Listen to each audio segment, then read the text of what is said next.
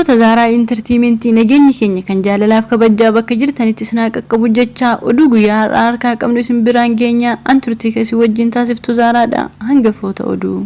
Ajjeefamuu Haacaaluu Hundeessaatiin wal qabatee reefqa Haacaaluu Hundeessaa gara Amboo imalaa ture burraayyuu erga gahee hokkora kaasuu irraa kan deebiftan jedhee mootummaan to'ate eessa akka jiru maal irra akka jiru mootummaan Itoophiyaa kan shiraaf cubbuun beekamu qabsaa'ota Oromoo gaameeyyii hedduu sababa ajjeefamuu Haacaaluutiin wal qabatee to'annaa jala oolchuun isaanii beekama.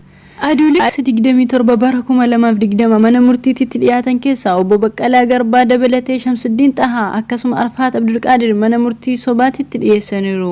Poolisiin ammas guyyoota qorannoo dabalataaf bultii 8 booddee qabamuu isaa mirkanaa'e. Haa ta'u malee mootummaan qaamota to'annaa jala oolche kana Oromummaa qofaaf waan to'annaa jala oolcheef waan itti qabatu dhabee mana murtii deddeebisuun dararaa jira. Cubbuun faalee ragaa sobaa irratti qindeessuun shira hedduu akka irratti xaxaa jiru dhageenye jirra. Bal'ina oduu. Mootummaan Itoophiyaa shira xaxee paartii Adda Bilisummaa Oromoo Jaal Daawud Ibsaa aangoo irraa kaafame jedhuun soba ta'uu qeerroo Adda Bilisummaa Oromoo ifa godhee jira. Hoogganaan ABO Adoolessa 26 bara 2020 waajjira isaa naannoo Gullallee jirutti walgahii ta'ee booda hoogganaa Adda Bilisummaa Uummata Oromoo Jaal Daawud Ibsaa aangoo irraa hin kaafamne jechuun soba ta'uu isaa Jaal Araarsaa Biqilaa raadiyoo sagalee Ameerikaatiif mirkaneessanii jiru. Gara hooggansa keenyaatiin shirri tokko kan hojjetame akka hin jirree fi haaluma yeroo ammaa keessa jirru irratti guyyaa kaleessaa marii goone waan irratti mari'anne guyyaa har'aa xumurree jirra jechuun dubbatan. Kijibaan uummata keenya burjaajessuuf kaadireen mootummaa biyya bulchaa jirtu kan akka Taayyee Danda'aa faatii FB isaanii irratti manxassuu fi akka paartii Adda Bilisummaa Oromoo diigame fakkeessuun barreesse. Kijibaa fi shirri isin uummata Oromoo irratti halkanii guyyaa xaxaa deemtan guyyamaa isin harkatti fashaleessaa deema. Dubbii sobaa shira baattee deemtu eessa akka hin geenye uummanni keenya beeka qabsoo isaa finiinsee injifannoo gonfachiisuu qaba. Hordoftoota Zaaraa Intartiimentii bal'ina oduu kanaa obbo Numeer Huseen akka itti aanutti isinii ibsa.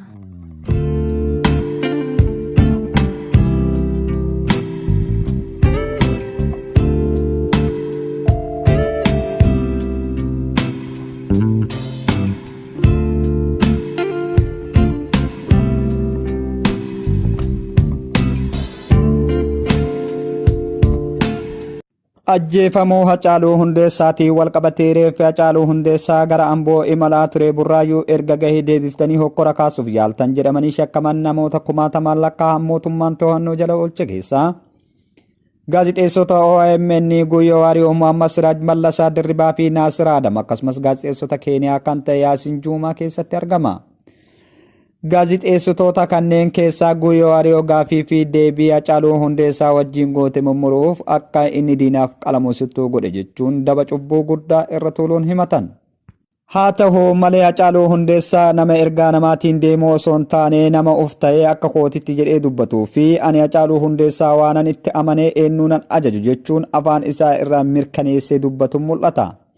Haa ta'u garuu mootummaan cubbuu hin sodaanne Haacaaluu Hundeessaa akka waan namni kana godhi jedhee ajajee fakkeessuun ufii ajjeesanii nama cubbuun qabne cubbuun faaluun Guyyoo Waariyoo himannaa sobaa irratti kaasuun to'annoo jala oolchan. Muhammad Siraajii fi Naasir Adam hanga ammaa bakka jiran hin beekamne abukaadoon akka hin argin dubbatan. Mallasaa Dirribaa fi Guyyoo Waariyoo akkasumas Yaasin Juumaa mana murtii dhiyaataniiru jedhan abukaadoon Dooktor Tokkummaa Dhaabaa himan.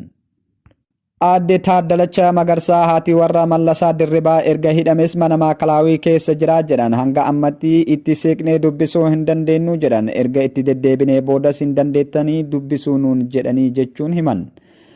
Akkasumas uffatallee nyaatallee isaanii fiduun hin danda'amuu nu daangeessanii jedhan.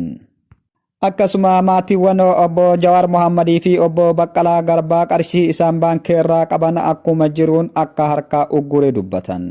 Haati warra obbo Baqqalaa Garbaa akka jedhanitti ani erga hojii dhaabee waggaa tokko gahee jira sababa mootummaa kanaatiin hojii irraa dhorkame jechuun qarshii ilmaan kiyyaa hundumaa anas dabalatee kan obbo Baqqalaas akka hin fudhannu nu dhorkanii jiranii jedhu. Nuti bara wayyaanee san keessallee gocha akkanaa argine yoo jedhan obbo Baqqalaa yakka tokko waan hojjetan hin qaban shakkamaniiti kan hidhaman. Haa ta'u malee akkuma fedhe yoo hojjetan nurratti maaliif cubbuu dalagan? Shira hangana gahu kuni maali jechuun akka haala yaaddessaa keessa jiran dubbatu.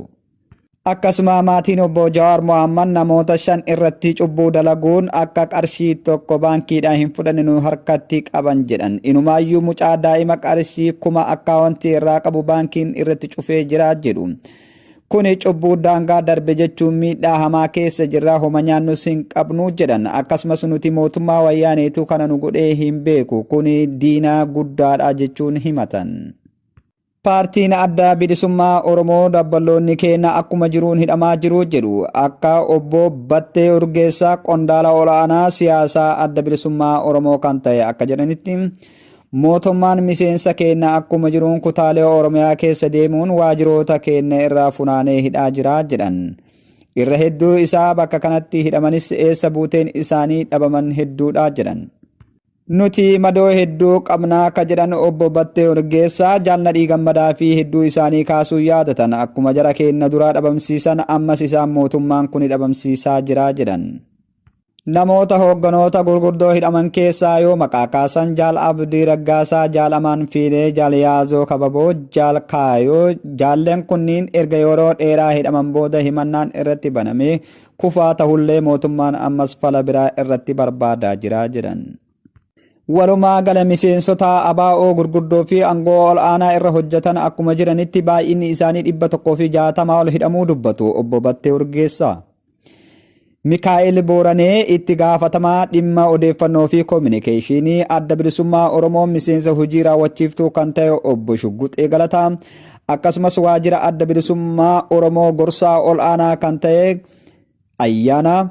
Keeyyataa Ayyaanaa miseensa gumii sabaa adda bilisummaa Oromoo kan ta'e Kolonel Gammachuu Ayyaanaa qondaala ol aanaa adda bilisummaa Oromoo Jaal Abdii Beenyaa itti gaafatamaa dhimmoota dargaggootaa fi itti aanaa qondaala ol aanaa kan ta'e Daawud Abdataa qondaala ol aanaa fi damee siyaasaa irraa kan hojjetan namoota hedduu nurraa hidhan jechuun mootummaa komatanii jiru.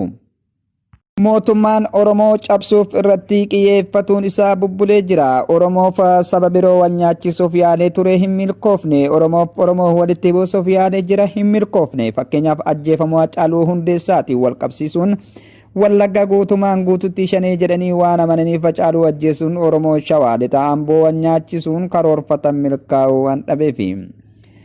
Amma ajandaa isaa haarawa bocuun amantii walitti buusuun bu'aa isaa keessatti argamutti milkii ooluuf carraaqqii eegaluun isaanii ifaadha. Kanaaf uummanni keenya kan Oromoo tolchee beekee dursee waan kana harkatti fashaleessuu qabaan uummata keenyatti hin himnu. Uummanni keenya Oromoo tolchee beeka.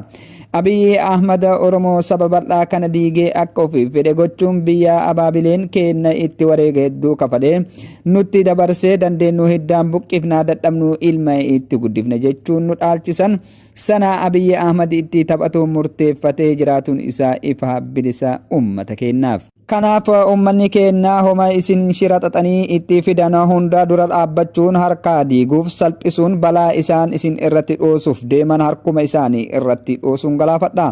Qeerroo fi qarreen biyya abbaa keessanii akka itti eeggattan isinuu beektu.